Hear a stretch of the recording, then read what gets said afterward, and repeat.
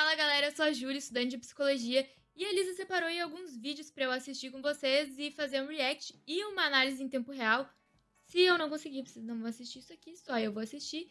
Mas se vocês estiverem assistindo isso aqui, significa que saiu um conteúdo muito bom e vocês vão ter uma boa análise pela frente. Então, bora! O primeiro vídeo que ela me mandou se chama Rap da Akatsuki. Eu não sei muito bem o que esperar, ele vai falar de, tipo, todos os personagens. A Lisa disse que tem absolutamente muitos personagens bons pra gente conversar sobre isso. Então, solta o grave. Ó, é um especial de 7 milhões de inscritos. Deve ser bom, né? Porque ninguém ia fazer um especial desses ruim, eu espero. Caraca, soltou o grave mesmo. Quem está por trás da máscara, esse é meu segredo. Assim como de Madara, o meu olho é vermelho. Katsuki não sabe as minhas intenções, não passam de peões em minhas manipulações. A máscara esconde a revolta de um ninja.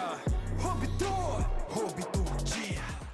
A Lisa tinha razão, a gente tem bastante coisa pra falar sobre. Acho muito interessante a gente pensar no Obito, na máscara dele, nesse manipular pessoas e relacionar com um conceito que Jung traz, que é o de persona, que é um conceito analítico inspirado lá no teatro romano, que fala do que a gente realmente mostra pros outros. Jung fala sobre persona e sombra, que seriam um par de opostos aí que todos nós temos. Onde persona é a máscara aí que a gente mostra pra todo mundo, e a sombra é a parte que tá aí bem escondida dentro da gente, que às vezes a gente nem sabe que tá ali. A persona ela vai se relacionar com os papéis que a gente tem pra sociedade, ou seja, ela vai ser literalmente uma máscara, vai ser o que a gente vai querer mostrar, é a nossa figura pública, digamos assim. A função dela, basicamente falando, é revelar ou esconder os nossos sentimentos, que é justamente o oposto da sombra. Tá, agora vamos continuar nesse ritmo aqui, nesse ritmo envolvente. Comentaste disse só na minha morte eu descobri da minha vida qual foi a razão. Embaixo te raço como um corvo, nunca nem procurado por traição. Matei meu clã, meu pai, minha mãe, tudo isso na frente do meu irmão. E deixei de brinde aí pro meu irmão um tapt. Eu matei e resolvi que queria deixar esse tapt aí. Coisa básica. Quando a arrogância, sabe que cê não vai me derrotar, cê não passa de uma criança. Nunca vai ter sua vingança quando não tiver meus olhos. Meu irmão, te falta ódio. O que falta de ódio sobrou em trauma. Criminosos colecionando demônios. Se fica no nosso caminho, não tem quem te ajude. Os ninjas mais procurados do mundo. Criminosos colecionando demônios. Olha só, se eles fazem todos assim, todos os raps deles são assim, eles são né? Arrasaram. Nenhum defeito. Fora que o refrão fica ali, ó. Vou dormir com isso hoje. Amanhã, quem sabe, vou sonhar com a galera, né? Vou ficar com isso. Vou ficar com isso. Acuso, só me importo como é começam, quero que essas suas mãos. Eu só ligo pro dinheiro e não venha me dizer que não passa de arrogância. Porque até mesmo no inferno o dinheiro tem importância. Cara, a gente teve que falar sobre o Kakuzu também. Mas acho que não tem nenhum vídeo sobre o Kakuzu ainda aqui no canal. Fica a dica aí. É interessante pensar como ele é diferente e complementar do ser parceiro do Hidan. O Kakuzu é mundano, cheio de ganância. Já o Hidan, por outro lado, o divino, que é um servo sádico, solto desses valores mundanos. Não só o Hidan, mas a sua religião é sádica, onde os próprios discípulos precisam se mutilar aí pra causar um dano aí ao próximo. A gente também tem vídeo sobre o Hidan no canal. Sobre o Kakuzu não, mas podem pedir. Da Vila da Areia, manipulando marionetes, psicopata sem emoção. Cara, pausa aqui que ele falou psicopata sem emoção. O Sasori não é um psicopata. A gente tem vários vídeos falando sobre psicopatia aqui no canal. Inclusive tem um do Orochimaru, se vocês quiserem dar uma olhada, explicando bem direitinho o que é psicopatia, mas o Sasori não se enquadra nisso, só pra começar. Apesar dele parecer, assim, psicopata, ele só foi uma pessoa que reprimiu muito os sentimentos dele, desde lá da infância, de uma forma que ele ficou meio alienado de si e dos outros. As próprias marionetes que ele tem são uma boa metáfora disso. Tem vídeo dele no canal, só dá uma olhada. Renegados, serão capturados.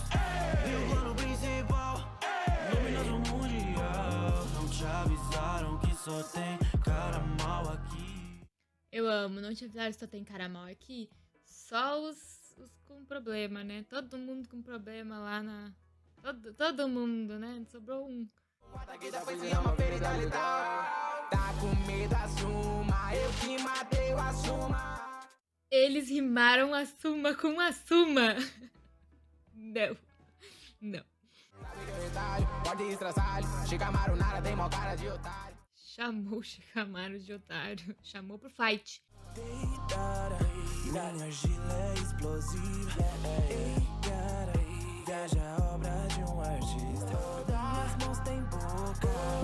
Então literalmente eu tô com... Inclusive, eu não sei vocês, mas eu tenho um pouco de agonia da mão com a boca. Mas, né, cada um. Cada explosão fantástica.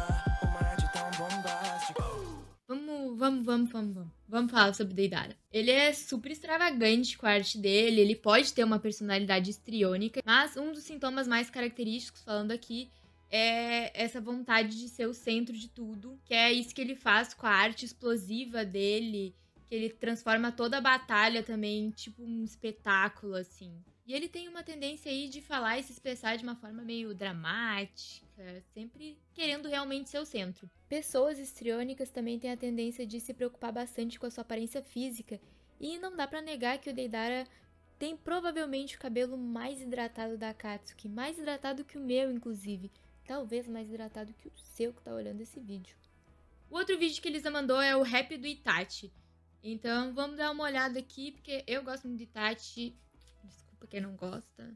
Minha missão era assassinar meu clã. Eu não tirarei a vida do meu irmão. Ele poderá crescer. Tá. Vamos pegar esse trecho aí, vamos pensar ele, né? É que assim, por mais que o Itachi tivesse boas intenções e quisesse proteger o Sasuke, ele acabou trazendo muito mais sofrimento psíquico pro garoto, coitado. A pobre da quer, senhor. No fim, ele acaba desencadeando aí um TEPT no Sasuke, que basicamente falando, é basicamente um padrão de comportamento e sofrimento psicológico depois de ter passado aí por um sofrimento muito grande. Isso pode acontecer de uma forma direta ou indireta. Indireta no caso de tipo alguém muito próximo a mim ter passado por um evento traumático e eu senti ele também. Ele pode ter desencadeado aí também um complexo de inferioridade no Sasuke, que passou basicamente a vida inteira dele tentando superar os poderes do Itachi e provar que ele não era menos. Meu irmão nunca acreditará, mas saiba que foi por amor. Crescerá pra odiar e querer me matar. Ele sabe que o outro vai crescer pra odiar ele e querer matar ele. Quem faz isso? Sasuke, se um dia se ouvir essa lamentação aqui, Oni-chan, me desculpe. É assim, ó. Tinha muitos outros jeitos de fazer isso, né? Fez de um jeito meio merda. Fica aí, né? Pensamento. Dá pra fazer de várias formas. Não precisa escolher sempre o jeito meio merda. Então é isso. Se vocês gostaram desse vídeo e querem mais reacts e análises no susto assim, deixem aqui nos comentários de vocês o que vocês querem. Não deixem de deixar o likezão aqui de vocês pra compartilhar mais esse vídeo, pra mais pessoas terem acesso a esse tipo de conteúdo e mais pessoas falarem sobre saúde mental, que é super importante atualmente. Muito obrigada pela atenção de sempre. Tchau, tchau!